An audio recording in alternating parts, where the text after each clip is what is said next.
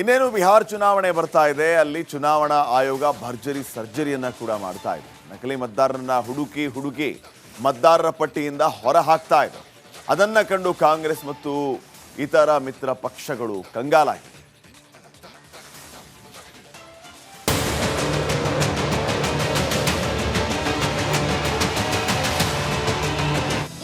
ಖತರ್ನಾಕ್ ಆಟಗಳು ಬಿಹಾರಿಗಳಿಗೆ ಮಾತ್ರ ಬರುತ್ತೆ. ಅವರು ರಾತ್ರೋರಾತ್ರಿ ಸ್ಟೀಲ್ ಬ್ರಿಡ್ಜ್ಗಳನ್ನೇ ಬಿಚ್ಚಿಕೊಂಡು ಹೋಗ್ತಾರೆ.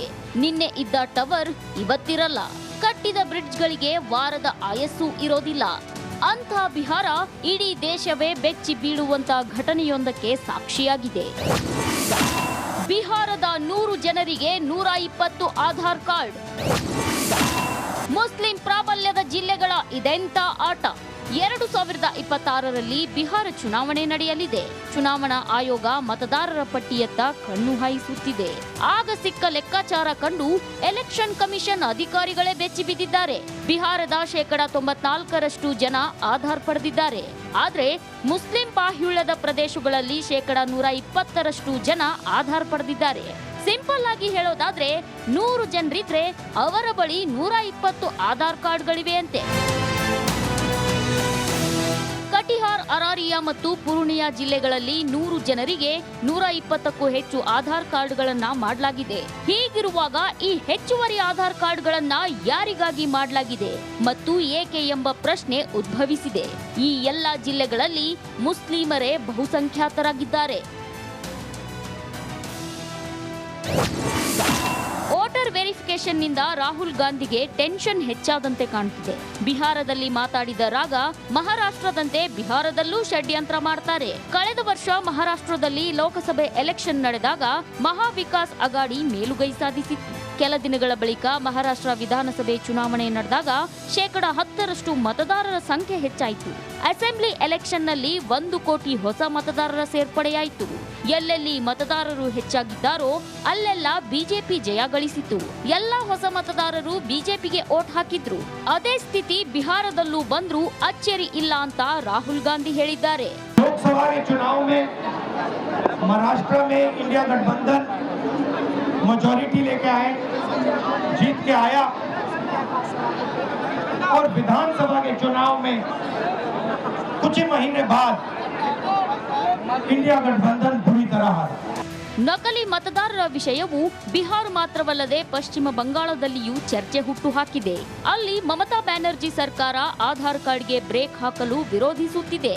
ಆಧಾರನ್ನೇ ಭಾರತದ ಪೌರತ್ವಕ್ಕೆ ಪುರಾವೆಯನ್ನಾಗಿ ಮಾಡಲು ವಿರೋಧ ಪಕ್ಷಗಳು ಮತ್ತು ಎಡಪಂಥೀಯರು ಲಾಬಿ ಮಾಡುತ್ತಿದ್ದಾರಾ ಎಂಬ ಚರ್ಚೆ ಶುರುವಾಗಿದೆ. Rajashekhar Jahagirdar, news desk, Republic Kannada. ಇನ್ನೇನು ಬಿಹಾರ ಚುನಾವಣೆ ಬರ್ತಾ ಇದೆ. ಅಲ್ಲಿ ಚುನಾವಣಾ ಆಯೋಗ ಭರ್ಜರಿ ಸರ್ಜರಿಯನ್ನ ಕೂಡ ಮಾಡ್ತಾ ಇದೆ. ನಕಲಿ ಮತದಾರರನ್ನ ಹುಡುಕಿ ಮತದಾರರ ಪಟ್ಟಿಯಿಂದ ಹೊರ ಹಾಕ್ತಾ ಇದೆ. ಅದನ್ನ ಕಂಡು ಕಾಂಗ್ರೆಸ್ ಮತ್ತು ಇತರ ಮಿತ್ರ ಪಕ್ಷಗಳು ಕಂಗಾಲಾಗಿವೆ.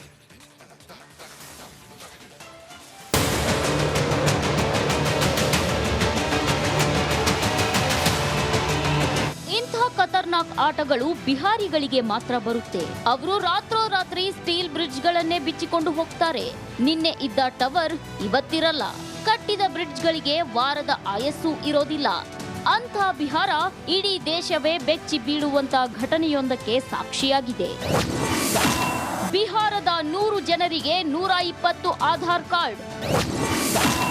ಮುಸ್ಲಿಂ ಪ್ರಾಬಲ್ಯದ ಜಿಲ್ಲೆಗಳ ಇದೆಂಥ ಆಟ. 2026ರಲ್ಲಿ ಬಿಹಾರ ಚುನಾವಣೆ ನಡೆಯಲಿದೆ. ಚುನಾವಣಾ ಆಯೋಗ ಮತದಾರರ ಪಟ್ಟಿಯತ್ತ ಕಣ್ಣು ಹಾಯಿಸುತ್ತಿದೆ. ಆಗ ಸಿಕ್ಕ ಲೆಕ್ಕಾಚಾರ ಕಂಡು ಎಲೆಕ್ಷನ್ ಕಮಿಷನ್ ಅಧಿಕಾರಿಗಳೇ ಬೆಚ್ಚಿ ಬಿದ್ದಿದ್ದಾರೆ. ಬಿಹಾರದ 94% ಜನ ಆಧಾರ್ ಪಡೆದಿದ್ದಾರೆ. ಆದ್ರೆ ಮುಸ್ಲಿಂ ಬಾಹುಳ್ಯದ ಪ್ರದೇಶಗಳಲ್ಲಿ 120% ಜನ ಆಧಾರ್ ಪಡೆದಿದ್ದಾರೆ. ಸಿಂಪಲ್ ಆಗಿ ಹೇಳೋದಾದ್ರೆ 100 ಜನರಿದ್ರೆ ಅವರ ಬಳಿ 120 ಆಧಾರ್ ಕಾರ್ಡ್ಗಳಿವೆಯಂತೆ. ಕಟಿಹಾರ್, ಅರಾರಿಯಾ ಮತ್ತು ಪೂರ್ಣಿಯಾ ಜಿಲ್ಲೆಗಳಲ್ಲಿ 100 ಜನರಿಗೆ 120ಕ್ಕೂ ಹೆಚ್ಚು ಆಧಾರ್ ಕಾರ್ಡ್ಗಳನ್ನ ಮಾಡಲಾಗಿದೆ. ಹೀಗಿರುವಾಗ ಈ ಹೆಚ್ಚುವರಿ ಆಧಾರ್ ಕಾರ್ಡ್ಗಳನ್ನ ಯಾರಿಗಾಗಿ ಮಾಡಲಾಗಿದೆ ಮತ್ತು ಏಕೆ ಎಂಬ ಪ್ರಶ್ನೆ ಉದ್ಭವಿಸಿದೆ. ಈ ಎಲ್ಲಾ ಜಿಲ್ಲೆಗಳಲ್ಲಿ ಮುಸ್ಲಿಮರೇ ಬಹುಸಂಖ್ಯಾತರಾಗಿದ್ದಾರೆ. ವೋಟರ್ ವೆರಿಫಿಕೇಶನ್ ಕ್ಲಾರಿಫಿಕೇಶನ್ನಿಂದ ರಾಹುಲ್ ಗಾಂಧಿಗೆ ಟೆನ್ಷನ್ ಹೆಚ್ಚಾದಂತೆ ಕಾಣುತ್ತಿದೆ. ಬಿಹಾರದಲ್ಲಿ ಮಾತಾಡಿದ ರಾಗ ಮಹಾರಾಷ್ಟ್ರದಂತೆ ಬಿಹಾರದಲ್ಲೂ ಷಡ್ಯಂತ್ರ ಮಾಡ್ತಾರೆ. ಕಳೆದ ವರ್ಷ ಮಹಾರಾಷ್ಟ್ರದಲ್ಲಿ ಲೋಕಸಭೆ ಎಲೆಕ್ಷನ್ ನಡೆದಾಗ ಮಹಾ ವಿಕಾಸ್ ಅಗಾಡಿ ಮೇಲುಗೈ ಸಾಧಿಸಿತ್ತು. ಕೆಲ ದಿನಗಳ ಬಳಿಕ ಮಹಾರಾಷ್ಟ್ರ ವಿಧಾನಸಭೆ ಚುನಾವಣೆ ನಡೆದಾಗ 10% ಮತದಾರರ ಸಂಖ್ಯೆ ಹೆಚ್ಚಾಯಿತು. ಅಸೆಂಬ್ಲಿ ಎಲೆಕ್ಷನ್ನಲ್ಲಿ 1 ಕೋಟಿ ಹೊಸ ಮತದಾರರ ಸೇರ್ಪಡೆಯಾಯಿತು. ಎಲ್ಲೆಲ್ಲಿ ಮತದಾರರು ಹೆಚ್ಚಾಗಿದ್ದಾರೋ ಅಲ್ಲೆಲ್ಲ ಬಿಜೆಪಿ ಜಯ ಗಳಿಸಿತು. ಎಲ್ಲ ಹೊಸ ಮತದಾರರು ಬಿಜೆಪಿಗೆ ವೋಟ್ ಹಾಕಿದ್ರು. ಅದೇ ಸ್ಥಿತಿ ಬಿಹಾರದಲ್ಲೂ ಬಂದ್ರೂ ಅಚ್ಚರಿ ಇಲ್ಲ ಅಂತ ರಾಹುಲ್ ಗಾಂಧಿ ಹೇಳಿದ್ದಾರೆ. लोकसभा के चुनाव में महाराष्ट्र में इंडिया गठबंधन मेजॉरिटी लेके आए, जीत के आया और विधानसभा के चुनाव में कुछ ही महीने बाद इंडिया गठबंधन बुरी तरह हारा. ನಕಲಿ ಮತದಾರರ ವಿಷಯವು ಬಿಹಾರ ಮಾತ್ರವಲ್ಲದೆ ಪಶ್ಚಿಮ ಬಂಗಾಳದಲ್ಲಿಯೂ ಚರ್ಚೆ ಹುಟ್ಟುಹಾಕಿದೆ. ಅಲ್ಲಿ ಮಮತಾ ಬ್ಯಾನರ್ಜಿ ಸರ್ಕಾರ ಆಧಾರ್ ಕಾರ್ಡ್ಗೆ ಬ್ರೇಕ್ ಹಾಕಲು ವಿರೋಧಿಸುತ್ತಿದೆ. ಆಧಾರನ್ನೇ ಭಾರತದ ಪೌರತ್ವಕ್ಕೆ ಪುರಾವೆಯನ್ನಾಗಿ ಮಾಡಲು ವಿರೋಧ ಪಕ್ಷಗಳು ಮತ್ತು ಎಡಪಂಥೀಯರು ಲಾಬಿ ಮಾಡುತ್ತಿದ್ದಾರಾ ಎಂಬ ಚರ್ಚೆ ಶುರುವಾಗಿದೆ. Rajashekhar Jahagirdar, news desk, Republic Kannada. ಇನ್ನೇನು ಬಿಹಾರ ಚುನಾವಣೆ ಬರ್ತಾ ಇದೆ. ಅಲ್ಲಿ ಚುನಾವಣಾ ಆಯೋಗ ಭರ್ಜರಿ ಸರ್ಜರಿಯನ್ನ ಕೂಡ ಮಾಡ್ತಾ ಇದೆ. ನಕಲಿ ಮತದಾರರನ್ನ ಹುಡುಕಿ ಮತದಾರರ ಪಟ್ಟಿಯಿಂದ ಹೊರ ಹಾಕ್ತಾ ಇದೆ. ಅದನ್ನ ಕಂಡು ಕಾಂಗ್ರೆಸ್ ಮತ್ತು ಇತರ ಮಿತ್ರ ಪಕ್ಷಗಳು ಕಂಗಾಲಾಗಿವೆ.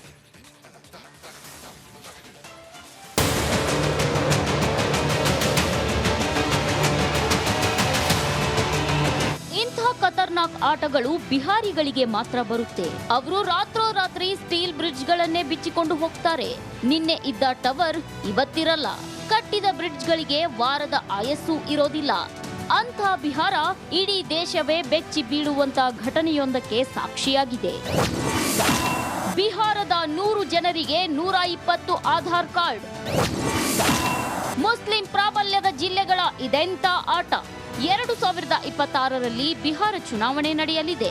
ಚುನಾವಣಾ ಆಯೋಗ ಮತದಾರರ ಪಟ್ಟಿಯತ್ತ ಕಣ್ಣು ಹಾಯಿಸುತ್ತಿದೆ. ಆಗ ಸಿಕ್ಕ ಲೆಕ್ಕಾಚಾರ ಕಂಡು ಎಲೆಕ್ಷನ್ ಕಮಿಷನ್ ಅಧಿಕಾರಿಗಳೇ ಬೆಚ್ಚಿ ಬಿದ್ದಿದ್ದಾರೆ. ಬಿಹಾರದ 94% ಜನ ಆಧಾರ್ ಪಡೆದಿದ್ದಾರೆ.